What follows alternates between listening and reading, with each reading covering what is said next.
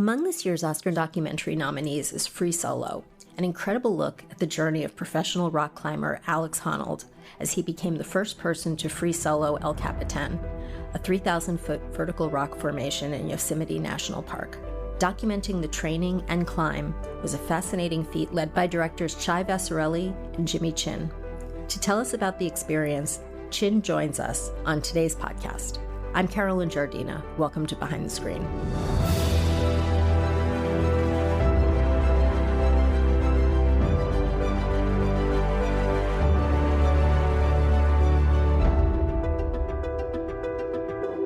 Filmmaker and photographer Jimmy Chin is also a professional climber, mountaineer, and skier. His accomplishments include climbing and skiing down Mount Everest. Additionally, he and his wife Chai Vasarhelyi previously co-directed the documentary Maru, based on Chin's own climb. Jimmy, thank you for joining us. It's great to be here. Thanks for having me. For starters, you're a climber yourself. Tell us about your background.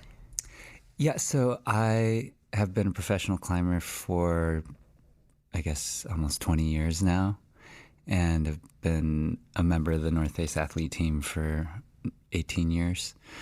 You know, my background really was a climber that came up living up in Yosemite Valley, California, kind of the heart of the climbing culture in North America and really in the world. You know, climbing is something that I've found, my mid-teens that I fell in love with. So I've specialized really in expedition climbing and doing first ascents around the world, which is climbing new routes or climbing routes that nobody's ever climbed before. And, you know, that's taken me around the world. Climbing's been an incredible vehicle for me to kind of see the world, you know, all 7 continents, doing climbs in the Himalayas and the Karakoram, Antarctica, Africa.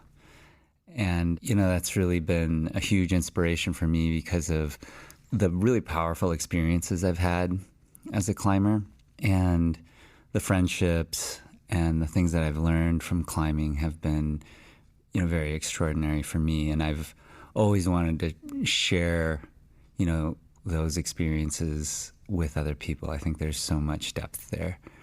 You know, I think that within the climbing world and in the climbing culture, there's a lot of great mentors, and that's a big part of climbing is being mentored by other great climbers. I think there's a lot of lessons to be learned, you know, about how you approach really big objectives and how you really have to dedicate yourself and commit to some endeavors that might seem impossible from the beginning, and learning that you have to take every single step and focus on the present and being committed to what you're doing in order to achieve some of these objectives. And I think that applies to a lot of different areas in life.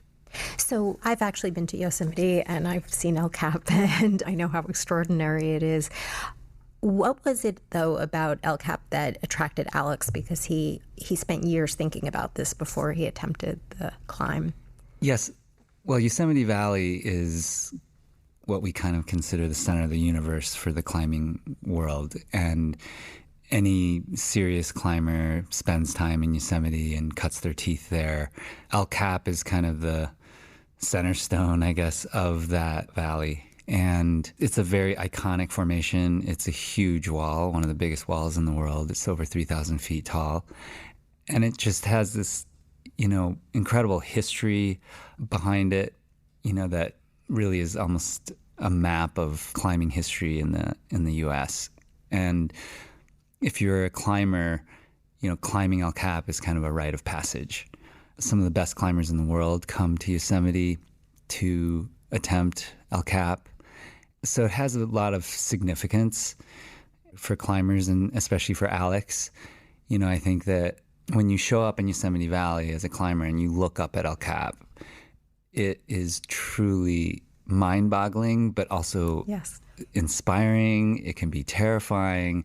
It invokes like all these different emotions. And I think, you know, for Alex, he really focused on this climb, freerider on El Cap, as what he imagined to be the pinnacle of free soloing. That being said, there's no one in the world, not the best climbers in the world, that have ever stood underneath El Cap and seriously thought about free soloing it. You know, I mean, even his peer group or my peer group, it's always been unimaginable. I know you covered this in the documentary, but would you talk a little bit about how you on your own had some very understandable concerns about filming the documentary and while he was doing this climb? I've always been conflicted about shooting a film about free soloing just because it's so dangerous. It's hard to not imagine your friend, Alex, soloing something that's extremely dangerous, and you're making a film about it, which might put undue pressure on him to do something, and him falling through the frame to his death. The idea of free soloing El Cap was so beyond anything that my generation had ever imagined that would be possible. So to give you a little context about how difficult this endeavor is, Freerider is a 3,000-foot route on El Cap, and even if you're a professional climber and you show up in Yosemite to climb Freerider, it would be a lifetime achievement if you spent 4 to 5 days climbing Freerider and were able to climb every single pitch without falling, and that's using a rope. Alex did it in 3 hours and 56 minutes without a rope. So when Alex first mentioned that he wanted to climb El Cap and free solo it, we were in the midst of talking to him about making a feature-length documentary about him, character portrait, kind of highlighting some of the climbs that he'd done before he thought about El Cap. And those free solos were significant enough that they were, noteworthy to make a film around. So when he mentioned that he wanted to free solo El Cap, we actually put the whole project on hold because I understood what kind of burden that we'd be carrying if we went ahead with that production. Yeah, I've been filming and working in this space for a really long time. And, when the projects are this kind of dangerous, being a producer and a director on a project like this, there's some accountability that you carry. And so we needed to be really careful with how we approached it. And we wanted to be very thoughtful about our intentions and whether or not this is something that we wanted to do. So when you decided to do it, I know you had extensive conversations with Alex about it. You assembled a team of cinematographers that are also climbers. Well, I should probably mention that we had to wrestle with a few big questions before we could even think about putting the production together. And I think that was a really important part of the process. We had to decide whether or not we trusted Alex's decisions, really trusted him that he wouldn't try to do this before he was ready, or that he wouldn't, feel external pressure to do it if he wasn't ready, And I was fortunate enough to have spent 10 years climbing with him around the world and seeing the type of person he is. And I think when you see the film, you get to see how methodical and calculated he is. And he's incredibly good at assessing risk, which is a huge part of what professional climbers and athletes do in the outdoor world. He's also very intelligent. He's a Mensa-tested genius. And his disposition is such that he doesn't react to external pressures like most people. And I think that's one of the characteristics that, allowed us to make this film and decide to make this film, because we knew that his intentions for climbing were very pure. He wasn't there to climb for fame. He wasn't there to climb for money. He was there to climb for the love of climbing, and because that was very evident. His dream. And, that's a very big difference when you have somebody that's doing something for notoriety, or when somebody's doing something because it's something that is important to them and that they love. So we decided, that we did trust Alex, and Alex and I have a very good working relationship. I think there's a mutual trust between the two of us. And so I really needed to assemble a crew where there was that same mutual trust between Alex and this crew, particularly the high-angle team, which would be working with him day in and day out on the wall. The logistics of this shoot are such that, you're moving up and down a 3,000-foot kind of ocean of granite. It is not something you can do easily unless, you're an elite, world-class professional climber. So I needed to assemble a team of world-class, elite professional climbers that I knew I could trust making, a lot of difficult decisions on the wall. And this team also had to be incredible cinematographers, meaning that there was a very, very small pool of people that I could pull for this. And then even among this very small pool of people, I had to decide between people with different personalities and find the specific characteristics of being able to handle very high pressure shoots, be able to stay calm, have the right demeanor to be around Alex when he's free soloing. And so even among that very small pool, I had to pare it down to just a few people. And, I think that that's what made this project possible. Being elite professional climbers was also important because they all have been on both sides of the lens. So everybody's really sensitive to what it feels like when a camera's introduced to a particular situation, especially if it's a very dangerous situation or a high-stakes situation. And that sensitivity is what this crew brought to the production. And when I talk about that mutual trust, these guys were also friends of Alex because, at the very upper echelon of this world of climbing, it's pretty small and everybody knows each other. And so having this team of friends and a crew that Alex could really trust is what allowed Alex the space to be able to do what he does. So can you tell me who was on your team? My lead director of photography on the high angle team's name was Mikey Schaefer. And if you look up Mikey Schaefer, he's a very well-known climber, has a ton of street cred. I've worked on multiple projects with him. He's the guy I call when I have a really heavy, difficult job.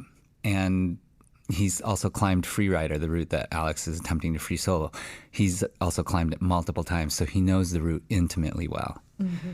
And that was very helpful. But in the film, I think he's going to be best remembered for the cinematographer who can't watch what he's filming, because when Alex is free soloing on the big day, there's a few moments when you see Mikey and he can't even watch what he's filming. I can't believe you guys actually can watch. Oh, I don't want to, I don't, no.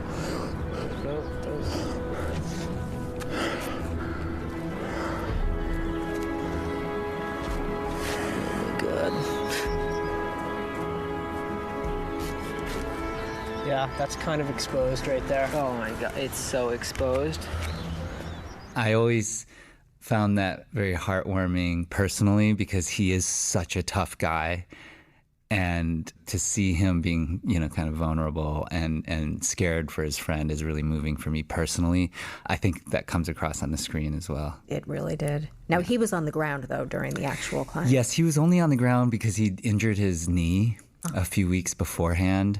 Otherwise, he would have been on the wall, and he spent most of the 2 years climbing with Alex. I mean, I think that he probably spent more time moving up and down El Cap with Alex than anybody on the production, because he was actually working on the route with Alex and talking him through certain parts, and they would compare notes, and he would be filming, and he would be, going up and down with a 45, 50-pound pack of camera equipment.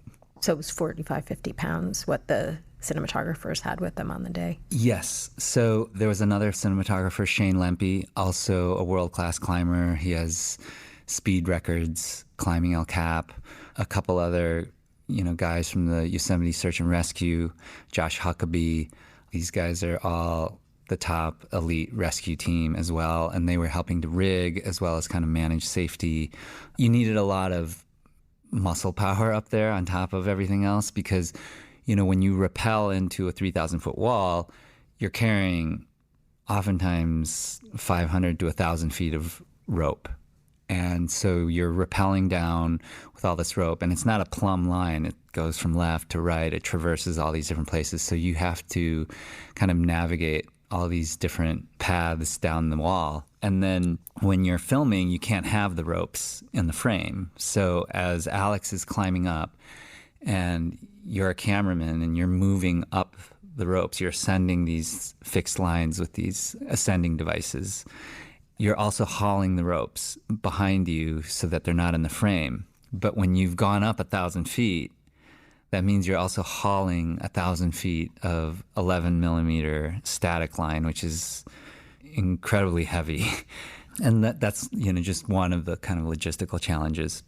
There are a number of mistakes you can make that can be catastrophic. So there's a lot of, considerations to make just on the climbing side.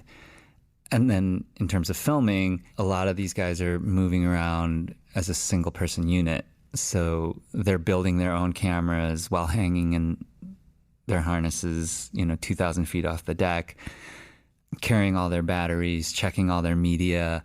They don't have focus pullers or ACs, and certainly no craft services. So they're carrying all their food and water for the day. And we often had 12 to 16-hour days was common just to get into position and shoot. And oftentimes you would go in and shoot and rig for an entire day, and it would only be one shot or one little scene on one pitch. A lot of work. And you use Canon cameras? Yeah, so we were mainly using the C300 Mark IIs on the wall because the battery setups are such that they're a lot lighter to carry batteries, and they have their own audio inputs. But, they shot 4K and they color beautifully. We're shooting cinema lenses as well. We wanted to give a really cinematic experience because we knew we were going to go into theaters. And it was really important for us that the craft of the filmmaking was the best we could possibly make it. And, having done this for 20 years and a lot of this team, filming in this kind of space, we all really wanted to bring our best to this film and elevate everything we'd done collectively to a new level. That was really important to us. The images were just extraordinary. Thank you. This involved, to some degree, the Canon Explorers of Light program. Could you tell us a little bit about that? Yeah, so being a ambassador for the Canon Explorers of Light, Canon was extremely supportive of the production. They supported us with all of our cameras. I think, at any given moment we had 6 C300 Mark IIs, lens packages to go with those cameras.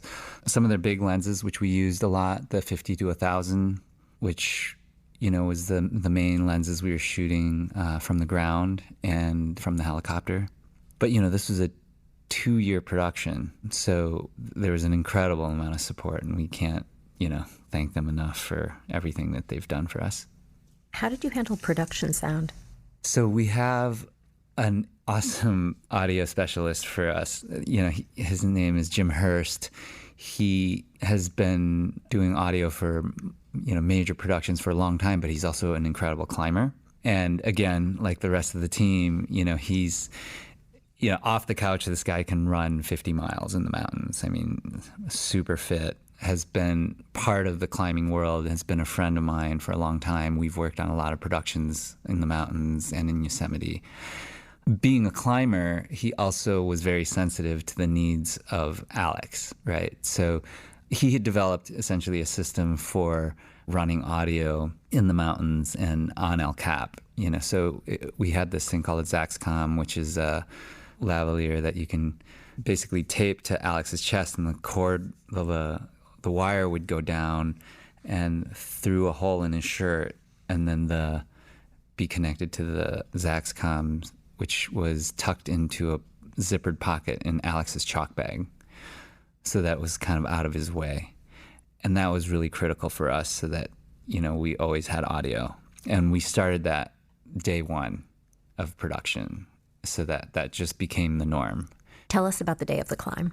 One of the most critical aspects of the production surrounding the day of the climb was that, during the 2 years that Alex was practicing his route, we as a production team were practicing shooting that climb, essentially preparing for the big day. And over those 2 years, it became very clear that there were a few pitches or sections of the climb that were really critical to the narrative. And, there was the free blast pitch, which was a very insecure pitch for Alex that was very scary. That was down low on the route. Mikey, do you copy? This is Jimmy. Hey Jimmy, this is Mikey. Can you let me know when he's through the slab pitch? Through the slab pitch. He's through it? Yep, he's almost in $50. He's moving fast. Yes, Jimmy, he is, of course, ahead of schedule. There was the boulder problem pitch, which was technically the most difficult part of the climb. There was the enduro corner, the monster off with. There are all these different sections that were really kind of becoming part of the narrative. And so we focused on those pitches in terms of our shooting. We had, a crew on the ground that was shooting long lens. We had 2 cameras down there. We had our Verite DP who followed Alex to the base of the climb. And then later, once Alex left the base to start up the climb, our Verite DP had to run around and up to the top of El Cap, which is, for a really strong athlete, is a minimum of 2.5 hours, maybe 3 hours. So he had to get to the top to shoot the top out. And then it was all hands on deck. Even our riggers had cameras. Our sound guy had cameras. I mean, everybody was rolling. Everybody was, trying to capture everything we could. We had a crew, strung all over El Cap, as well as several fixed cameras in sections where Alex didn't want another person there. For aerials, we wanted to, really show the scale and expanse of El Cap, but we didn't want it in his way. And so we were filming from a helicopter from 3,000 feet above the valley rim. So you could barely see it and barely hear it. And we were shooting with a 1,000mm lens from the helicopter. We still wanted to really preserve Alex's experience, meaning it was important for us that he had the experience that he wanted to have in this endeavor, because ultimately this was his dream, and we were there to cover it. So after the shoot, how many hours of footage did you have to work with when you were editing? So we had over 700 hours of footage, and, bringing that down to a 90-minute film is always a challenge, but we really believe in having time for our edit, and it was great working with National Geographic. I have to give credit to National Geographic. I mean, they signed on our production and trusted us, despite the fact that, there was no timeline for this project. And, this is a very risky endeavor, and I think that shows kind of the spirit of what National Geographic is about, and that they're willing to push the edge to tell a great story. They supported us throughout the production, even though we didn't know what form the film was going to take or if Alex was even ever going to attempt El Cap. There's that moment when he tries the climb and turns around, and that was a very difficult moment for all of us, personally, because we wanted Alex to succeed and, we felt his disappointment, but it was just brought into question again. Is this even possible? Is he ever going to do it? This sucks. I don't want to be here. I'm over it. What happened? I cheated on the slab down there.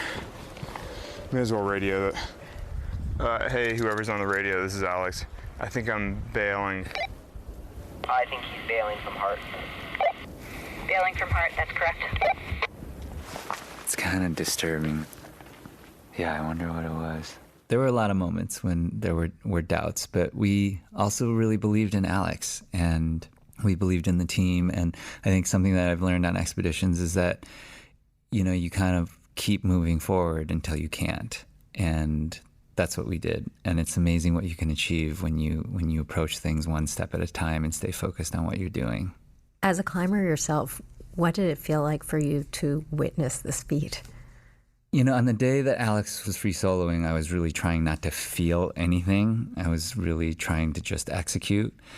And I think that there were a lot of parallels in terms of what Alex was doing and what the camera crew was doing, in the sense that Alex also kind of had to shut down any sort of emotional responses to what he was doing and manage the fear and the adrenaline and the risk. It was all about execution. Everybody had been practicing for 2 years, and we needed to execute perfectly as well.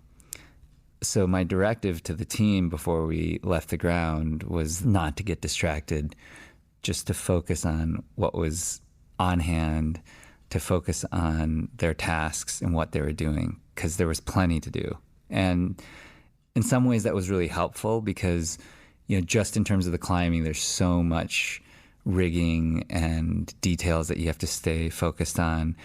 And then on top of that, you had to film, and you knew this was a one-time event. So between everything you had to think about with the climbing and rigging and camera work and, safety systems, you had plenty to deal with, that you didn't let yourself get too distracted by what was happening. I should say there was a lot of energy in the air. There was like a buzz because we all knew what the stakes were, but we also knew that this was an extraordinary moment. This is something that, even beyond climbing, this was pushing the edge of human potential. To have absolute control over your mind and to be able to execute perfectly for hours on end at a very high technical level. I think any great athlete can appreciate, what Alex is doing.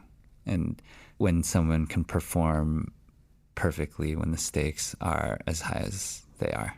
This is probably impossible to put into words, but what do you feel when you're climbing, when you look down and you see the beauty? I think a lot of people are attracted to climbing because, in some ways it's kind of meditation in motion. There are very few things that force you to be more present in your body and in your mind simultaneously than climbing. I think our instincts when you're 100 feet off the wall or 1,000 feet off the wall are very acute. And I think there's this kind of intersection of all these different emotional responses, intellectual responses, physical responses that make it, a very extraordinary experience. There are certainly moments when you can put it all aside and look around and appreciate your surroundings. I think that there's something special about being in a place where you kind of aren't supposed to be, hanging off a wall 2,000 feet off the deck. And when you've been climbing a lot, to be in those positions and feel comfortable is awesome. To be comfortable 2,000 feet off the deck on a wall climbing, you feel like a superhero in some ways. Now, I know through your experiences, you've become involved in some charities. Would you talk about that a bit? Yeah, I think the nonprofits that I've worked most extensively with would be the Conservation Alliance, the Outdoor Conservation Alliance, which gives grants to small grassroots environmental programs. And, I've always thought that was really important. I studied international relations, but really focused on international environmental policy. And I found that, these big blanket policies were important to think about and important to address, but I always appreciated the power of grassroots projects because they were always the most knowledgeable about their environments and what they needed. And I think that supporting those kind of groups is really important, especially right now. And, the other character in this film is Yosemite Valley. And it's hard to talk about free solo without thinking about all the incredible people who are advocates for national parks. And, we really hope that the film serves as a reminder of how important it is to preserve and protect our wild places. What's next for you? Chai and I are a really great team, so we're going to continue working together. We have already started another documentary. So we are diving into a new project with Christine Tompkins, And it's about Christine and her late husband, Doug Tompkins, who founded the North Face, was a great climbing partner with Yvon Chouinard, who started Patagonia. I think the three of them can be considered some of the greatest conservationists of our time. And they're significant on a lot of different levels. I mean, Doug and Yvon really kind of created the outdoor culture that we all live in today. You know, every climber, every skier knows about Doug and Yvon and surfer too, because they kind of defined the outdoor lifestyle.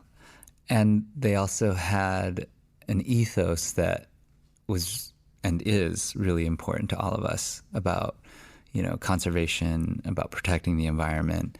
And they've just done incredible things in their lives. And there's a love story there. And, you know, they most recently enacted one of the greatest conservation acts in history, where they handed over 13 million acres to the Chilean people and built 6 national parks. So we want to really, you know, tell their story and bring to life what they've done. It's been so nice talking with you. Thank you so much for joining us today. Yes, it's been a pleasure. Thanks for having me.